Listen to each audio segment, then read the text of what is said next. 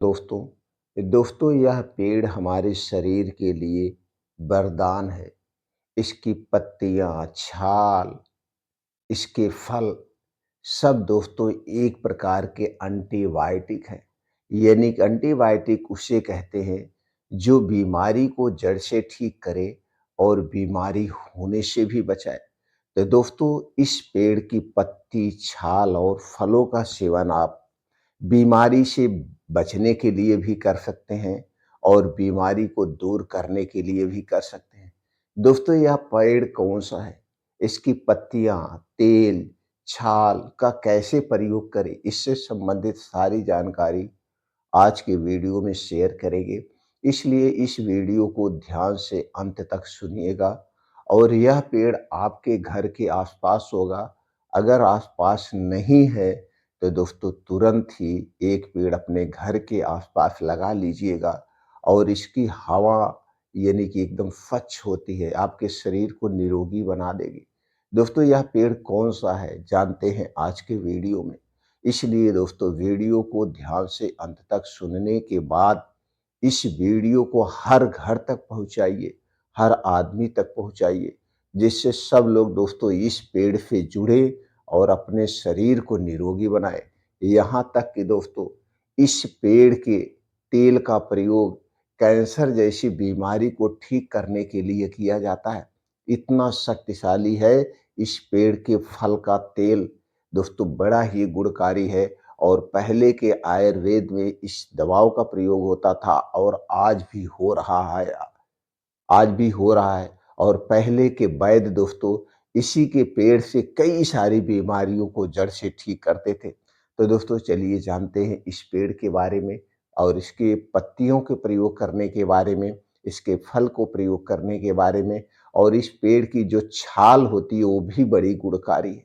तो चलिए एक एक करके दोस्तों हम लोग जानते हैं इसके बारे में।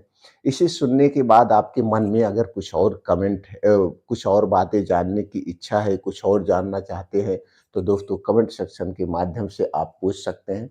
तो चलिए दोस्तों जानते हैं सबसे पहले इसके पत्तियों के बारे में। दोस्तों उस पेड़ का नाम है नीम का पेड़।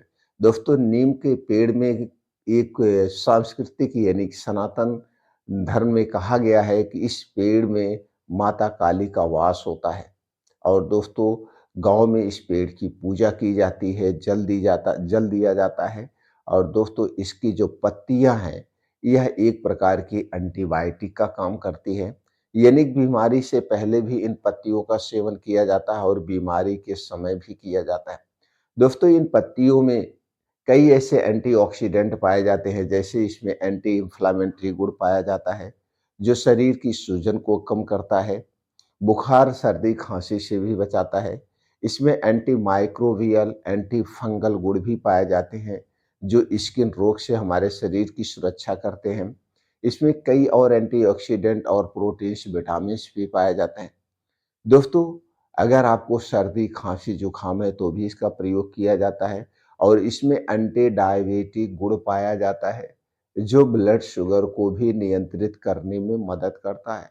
अगर हमें बहुत ज़्यादा फोड़े फुंसियाँ हो रहे हैं तो नीम की लोग पत्तियाँ खाते हैं, नीम के तेल का प्रयोग किया जाता है आयुर्वेद में।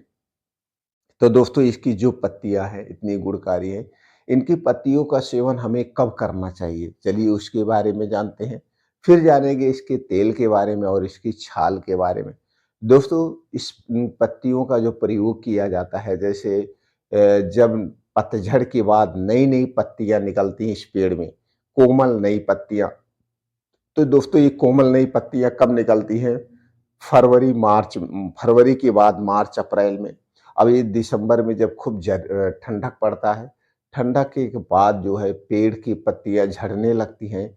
इसके बाद बसंत आता है और बसंत में दोस्तों नए-नए कोमल-कोमल पत्तियाँ निकलती हैं। और उस समय गर्मी फिर आगे बढ़ती है, बारिश होती है। और जब जून-जुलाई होता है तो दोस्तों पानी पड़ता है, तो उस समय वायरल इन्फेक्शन फैलता है, सर्दी, खांसी, जुकाम होता है। तो पहले से हमें थोड़ी सावधानी बरतनी चाहिए। जब इसकी नई-नई कोमल पत्तियाँ निकलने लगे, तो रोज़ सुबह खाली पेट 4-5 कोमल नीम की पत्तियाँ को धुल करके ऐसे चबा-चबा के खा लेना चाहिए। उसके 1-2 घंटे बाद तक पानी नहीं पीना चाहिए।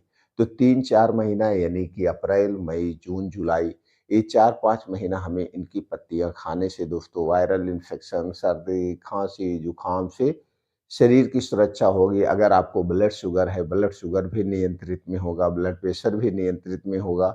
इसके अलावा अगर शरीर में बहुत ज़्यादा फोड़े-फुंसियाँ निकल रहे हैं, वो भी निकलना बंद हो जाएगा।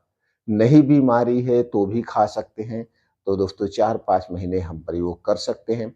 इसके बाद अगर आपको कोई बीमारी है, तो उस बीमारी में थोड़ा लंबे समय तक आप इसका सेवन कर सकते हैं। जब तक नई-नई कोमल पत्तियाँ पाई जाती हैं, वो 6-7 महीना तो हमें खा लेना चाहिए। ये हो गया।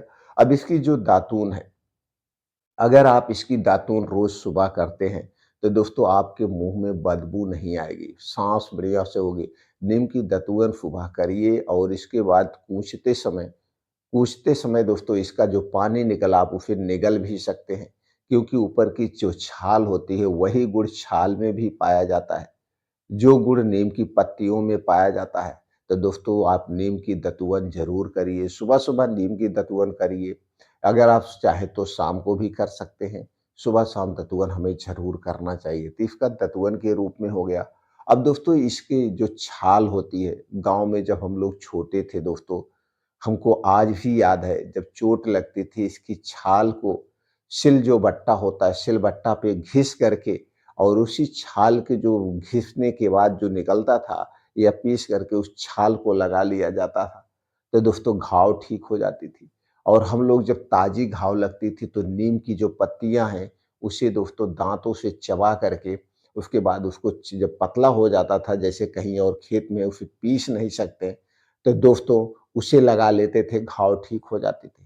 किसी को धुफ़ चोट लगती थी, शरीर में कहीं सूजन है, तो इस नीम की पत्ती को दोस्तों बफौरा कहा जाता था। इसे जो है फेंक करके सेंकने के बाद हल्का-सा जब गरम हो जाता है, तो ये जो होता है एरंडी का पेड़, उसकी जो पत्तियाँ बड़ी-बड़ी उसी में डाल के इसे बाँधा जाता था, तो सूजन को भी कम कर देता था।